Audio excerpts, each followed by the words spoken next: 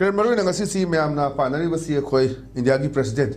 Droupadi Murmu ki khongchat si amana headlines torga fonge magi khongchat asida khoi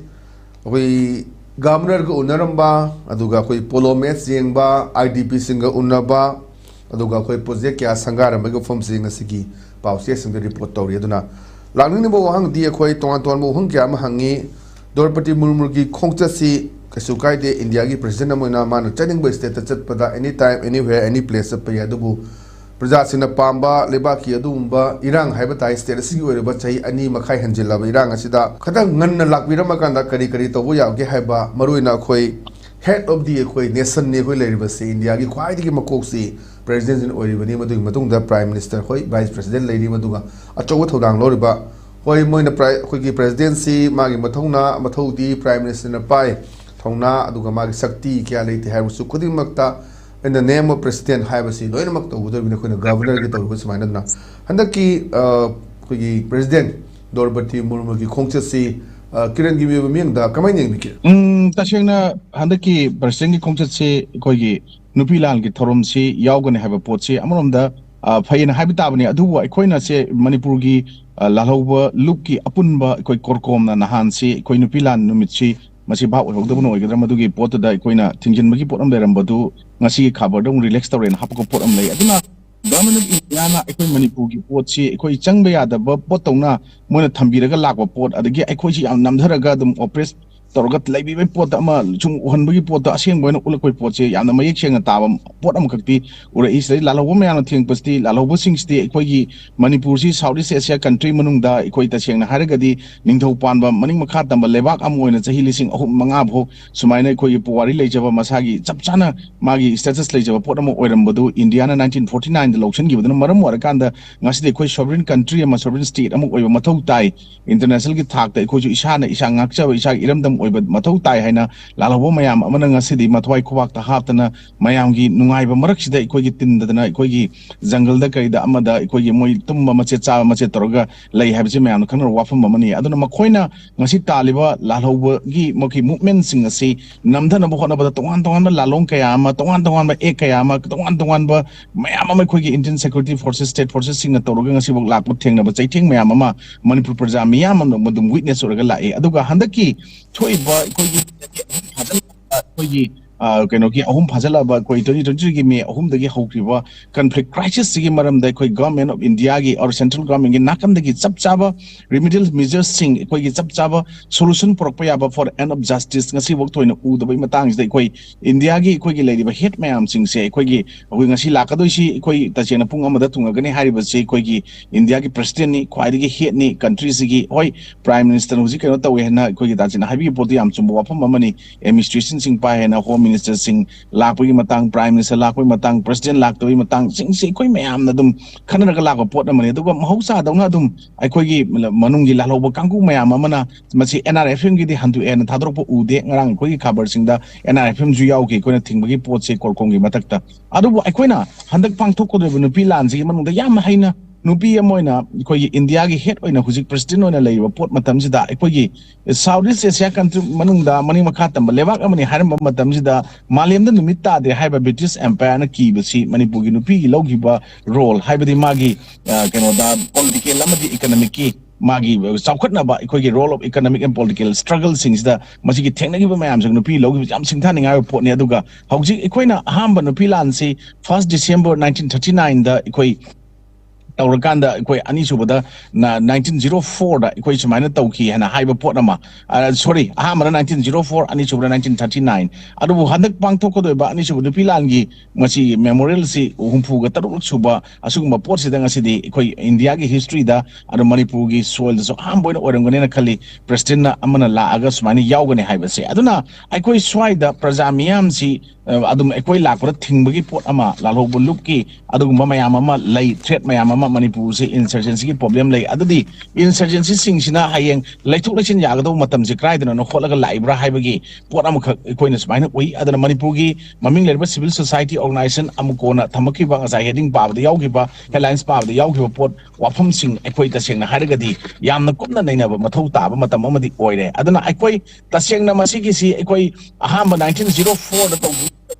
Colonel Maxwell की मतमदा कोई तसेंग हागदी protest against forced labor Hadi कोई Lalu काबगी Lalu system की पोत दा मुझे तो वो पोर में ओइकी अरुगा अनिसुबा ना कोई 12 December कोई कनोदा 1939 की तो वो पोचिना against discrimination अदो indiscrimination of export of rice ता कोई साकी चेंगी मधुगी मारवाड़ी सिंगसिना कोई करी हाई तारे कोई कनोगी British की support यारोगा मतमदुदा कोई कनोदा यामना कनो तो export तो भी मतंगदुदा मधुदा यामना मागी तौगिबा कनो सिंग हाई ता नमधनबा कोई economically लोई थिजेकनबा मखोय लोई पाइशल लगा सुपन शासन तरपै पोतुगी against the अदुगे political reform अमा पामबगी कोई नुपी सिंगसिना ngasai economic and political struggle reform अमा पामबगी तौबने ने हाइजेगिबदो स्वाइदा तौखिबा पोत अमने न खले अदुना सिंबा पोत मयाम सिंगसिम रक्ता होलगा कोलगा मयाम अमा सुमाइ तरो लाकपा हेबसे कोई तसेंगना होय मा लाकपा मतमदा कोई तोवान तोवान बा इंफ्रास्ट्रक्चर मयाम अमा संगारंगनी अरुगा सीसी तौगनी हाइबा पोत मयाम अमदना ओरकांदा ngaranggi evening gi paper sing da कोइन थेंगबदि याम नोंगाइ तो पोत अमका कोई स्वाइद मेमोरेंडम तोवान तोवान मयाम अमा कोई political parties sing civil society खंगदे अदुगे any leaders stakeholder मयाम अमा मसी पिशन ब गवर्नर दा कनो गवर्नर की थ्रू दे कोई president of India लाकांदा मदु सबमिट तौना बनेन सिदैस कोई president की reply पिरै बफ्रेक ता खंगदे खबर खर दा दुगा social media page कर दे कोई ngas उबो फंगी मरम दे कइगिनो हाइ कांदा अखोई करिगुंबा कुकी गा अखोई मैती गा फ्रुका अनीसी वारी शानद्रि भोक्ति पीआर लौथोरoi का हाइबा पोट अमक मरु क्राइ फावदा ऑथेंटिकेट ओइबनो ओइदबनो खंगद्रगसु अखोइना अदुमाइना अखोई प्रिंट इलेक्ट्रॉनिक मीडिया की कनो खरदा अखोइना थेंगनगिबो पोटसे मसि याम नोआइतबा मदिदम हर्ट ओहली अरुगा सोमना कंदा नहान अखोइना लमसी अखोई इसागी इरमदमदा हंजनजरगे हाइनंगसी आईडीपीस म्यार लाव लाकोदु बिशेमपुगी करा हंजनगरे अदो अतोप करा हंजनबा सेम साबा खरकबा सेम हंजनबा खरकबा मयाम जिदा अखोई नोंगसुंगी अदुगा असोमना कनगी अखोई खामेलोकी जगा सिंगदा अखोई नहान नुंगदांग पुंग तरा मखाय अदाइदा ऑटोमेटिक राइफल मयाम अमगी मखोल काथर कोई मखोल ताई हाइबा ngarang ayuksu amu काथर हाइबा पोत ताई कोई पैरामिलिटरी फोर्सेस सिंगदा याम one of the oldest paramilitary forces aduga ekoi peacekeeping da aduga counter insurgency da natraga north eastern gi aduga hills of the French people kana hariba AR gi tariba kangu sing sina tumina silence spectator lay haiba pon ngasi gi yauna report yam lai team ne loi masigi posina ekoi na haijening badi hauji ekoi compromise tawroi haina leiba aduga ekoi ta sing haraga di ekoi hujik leiba pot separate administration phangjibo khongpham ma to hongai leiba pot se ngasi adu mapan tholei aduga nahan ekoi yumnam khemchan na ekoi gi litan gi manang chalu pot mo ne sengdok mar ko mayam ama ke so na mana gul gi ke so kangun sengdok ko pot mayam sigi marakta ekoi tasena kampopi district ki manung chan laiba ekoi gi keno da ekoi gi keno na khoripop village ki ship na ekoi gi manglim ki jena mana hai gi wafam ama so ai da ningjangi ekoi president visit ki sida mangoi na in thamjaning ba longmai ka poi matang sida related oi brain na khalla kanda resettlement na peace oi do mande aduga mogu khanadi masen wari sade adna yumdudi changningba gi na khoina changbagi wani hai wafam se yamna statement ji yamna strong oi ba aduga masina yamna achauba impact ama uziki crisis manung suki endawdi aduga kuki mayam sum hainarak pada comment pinarak pada koina social media pages sing na thina rakpa matam masi chunggadra in khanjale kuki community gi oina di makhoi gi self style lu singba singduna taseng na haraga di makhoi ji loinak kuki people sing je hostage oina phajalaga thambani aruga na victim gi face mask ki manung duda hana haiba pot amaga aduga somna kanda ekoi for maitai kangu ki oina di taseng na ekoi victim gi di ekoi di yum da iramdam da isagi irai kaida hanjanjarage haibagi adugi potuda khena ba amukak thengai haiba pot ama aduna aikoina social media gi tawan platform sing da aranba me am season abc ITA section 66A da na traga 67 da na traga 354D da yaw me am sing da ekoi madugi pot ato me am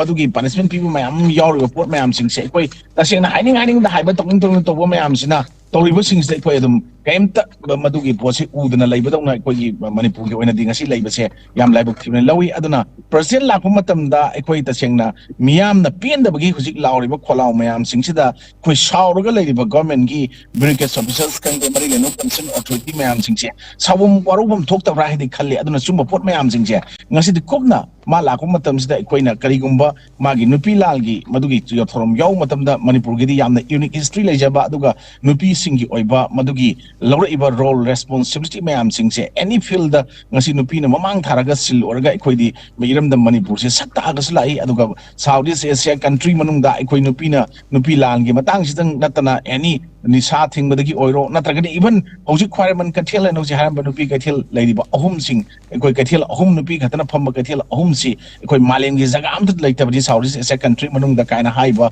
suma yamna faja pot mayam am laiba ekhoi masa gi identity culture tradition script language sab chan amat watana ekhoi malem gi Southeast Asia country manung da country amom laijabdong laiba pot se ngasi de ekhoi ni India da merge to giveni aduga 1949 da aduga force annexation ni haiba matung da constitution India na provide to riba ekhoi constitutional safeguard or fundamental rights mayam sing ngasi phangdana dum yamna namtharaga ada supnam sasan taruga thambadong leire kaina mayam amana ngasi haine riba pot swai da ekhoi ngasi di equal distribution koi kind of phangdabadong na tawbose constitutional protection phangdabadong tawba aru right to equality ekhoi ta sing hagadi one thok laitaba then freedom of speech and expression guaranteed by the constitution of India under article 19 clause 1 sub clause a koi toina panjaba aru article 19 manung da yar report mayam sing se ngasi di right to reside settle any part of India haibase even ekhoi state manung sida ngasi de ekhoi gi jaga ting amadi tammana khaidok point ta lera kanda ngasi ekhoi na ngamdabi film lakba jam laibak tv ni an suma mayam sing se ngasi ekhoi mangna taraga urga laiba pot sing se prime minister of India home minister of India president of India makhoi na tongan ba makhoi gi statement mayam ama tholok pai pirak pai hayeng ju ngasi lakadoi ja hayeng gi function da kai keno tamam ba yai but ekhoi na ngasi general common people amoina ordinary laymen amoina ngasi ekhoi na pami badi ekhoi tasengna hairagadi ekhoi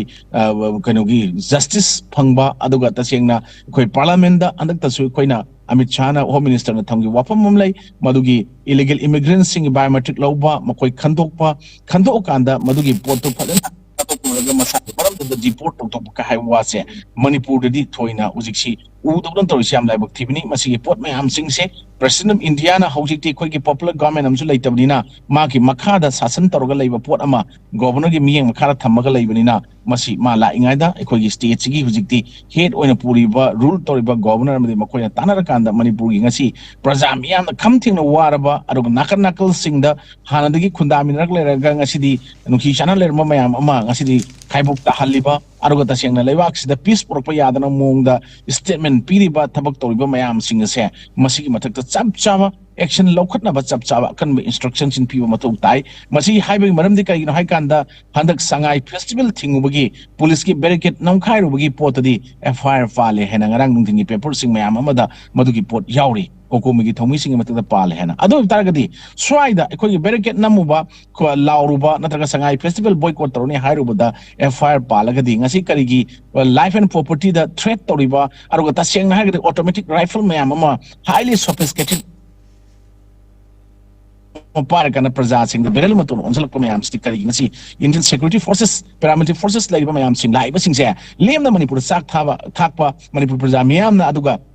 government of India orgasu miyam gi tax na makoi lakpa masagi tolo pangba aruga makoi gi amang asoi thamamna jaga ama Manipur ji kari mathang oihalibno haibuji achoba question ama ekhoi gi president lakpa matam jida mari lenaba concern singna ekhoina thammiba voice mayam singse laujri mayam singje masi pochi praja gi thamoi manung leba pen daba nungai tuba mayam duni sawum thoktana masi praja singna laurai bisi kari gi no na khana rakanda masi waroi nama justice prokno honaba pami mamang da ekhoi irang ji tholok padi maram orakanda aduga Manipur gi assembly the past of report resolution amana ekhoi suji advocate tawgi pot matang yorok da suji extend tawdum leramba pot ngasi suspension of operation na cookie militants group kunga mangana punjan ba adu keno UP ki banner makhada for a better bargaining political power amagi damakta makhoi ngasi chatharaga lakhiba adugumba sudo chahi muk thingubudo madugi matungda madu sign tawnakra matungda ngasi de khoina makhoi nungmai ka handa kan pot amuk ka por paisna takpadi makhoi government of India gi mathakta makoina lal horiba aduga government of Manipur gi mathakta lal horiba aduga ekhoi gi leiriba praja miyam singsi makoina semba rule duna ekhoi pullaga leiba constitution India one tok lehendana hona ba democracy masak tiena hona ri kangu singse masigi mathakta chap chaba action sing karamna logodori kamai logodori habdagi chap chaba wahan thok lai ba pot ama media da print amadi electronic media da phajana ba lamba visit ki khara tongan ba koi politicians singi koi na high ba false promises me manifesto da puidi chala thak bang thok am da to bu na ta ba koi na ta sengna politician ama nate magdi eduga president ni head kano ne country ni head country sigi high ni na mahang na ngasidi chamana ba miyeng di yeng ba taragadi masigi mayam si waro sinang porok na ba tabum thoi natragadi koi swaida koi gi lalhoba na tawba makoi gi lalhoba gi ideology am the principle gi makhada lal haujar ga makoi gi pandam phangna ba tawba hona bada som the government of India gi Ministry of Home natraga mari concerned authorities singa lalhoba lakshan na bagi tongan ba madugi act rules mayam ma siama kanda madugi operation mayam organda Prajamiya the people say king mayam pira kanda praja singda negative oiba pot amada wahan thokse ona tengna na masi lalhoba leibagi lalhoba gi samasya lotion dragadi na koi wa bani lalhoba leiri koi dum wa gani lalhoba na wahan poni aikoina nati haibagi mongda pibi ana ba pot amada thaidok mana thamba pot amak leiri base masi tobiganu madugi pot lalhoba na makoi gi pandam phangna ba tawba moi lalhoba gi hongna cha makoi gi principal ideology manung chan bani government of India anta state government home department tawda lalhoba sing tackle tawna phana hona bagi mayam pakat pudna makoi gi masagi tawdiya mathauni haiba taragasu common people ama common civilian ama oina India gi nation manung level state amagi adugma citizen ama oina ngasi koina phangom thokpa hak mayam sing phangdan leibudun maram waraganda ngasi praja miyamna aikoi si tasengna haragadi aikoi gi merger agreement sign tawjingai da leramba pre merger status ngasi phangnaba madu khongjang changjamna phare haiba ho iba pot mayam sing se aikoi Manipur khundariba Manipur miyam sing Manipur praja miyam particularly aikoi meitei community general category lai haiba se sinking community oishal aikoi lukhiba yana lere ngak yongna butharaba potni aikoi masel amaga wai khugi system culture sakina aikoi ngasini singthana ka lere haiba wafam sta amukena masibu lukna ba singthana ba natraga madu luktan lere haisi singkhat bi bagi mohta rescue to mota madura thado ka thamagi yengmai mongda leibase masidi aikoi tasengna constitution gi manung dei pulliba ko aikoi gi mayama ma society sidan tawna hona ba du democracy gi wahantok asengba mahau aduge madugi potu phangdabra na khali masigi potsi phangna ba hona badi chunggadra na khali aduga boycott marakta ma ngasi adum ngasi lakhi ga dore haiba potsi lakhi gani maramdi madugi du makoi gi lalobagi pona amani makoi gi pona amani makoi gi potu di government ni mayam je punna miyeng amada chapmana ba pot amada yengpham thopani aduga lakpam topani thenga su chengna hojik laiba post gi maram morakanda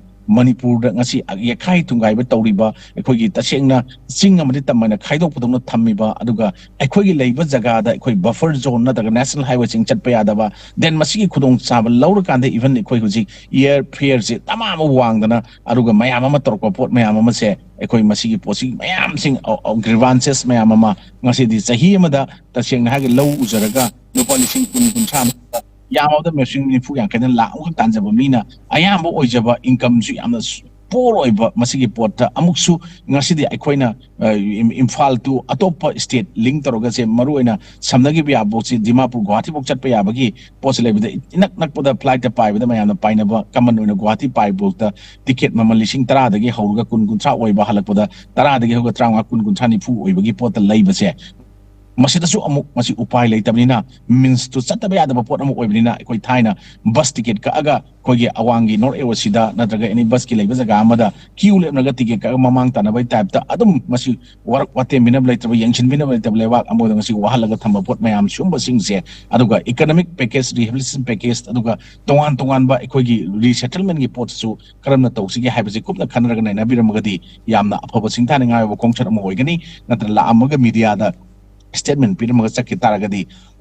koina politician amaga thoina Canada pot tawna urakpasu yai aduna koina English ki court amade koina thoina sinna ba haijaba ade politics is not a dirty game but politicians please dirty aduga diapers and a politician need to be changed very frequently haibado politician gi wana tana koi prime kaino gi president of India su Manipuri context pusalaga yeng matamdadi atopa machi Manipuri pot khambiba mal ama sindokpana hana phagadra hana mayamna hairo haninga su leitena aroi ba wapamuna smai thamjage tachi okay